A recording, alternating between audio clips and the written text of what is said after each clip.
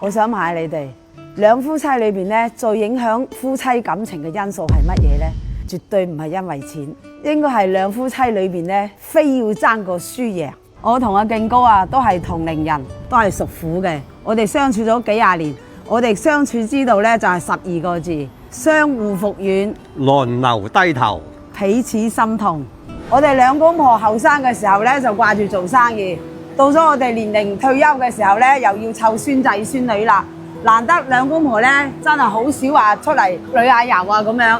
今日嚟到呢度啊，真係幾靚啊！有山有水，非常之靚。誒，喂，啲衣服好靚喎，要唔要試下？呢啲後生仔女嘅玩意啫。你講嘢啊，我唔後生咩？我要試下。老婆啊，不如呢套啊！你黐線你呢啲真係唔啱我幾廿歲人啊，咁熟嘅。成個唔同個，靚咧，真係零舍不同。老婆，點解呢度啲女人嘅頭髮個個都咁靚嘅咧？你唔知啊？你睇下，明嗎？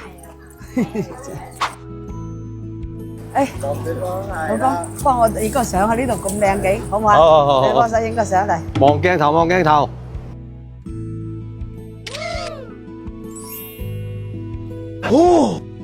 哇，呢度幾靚，老公整多張。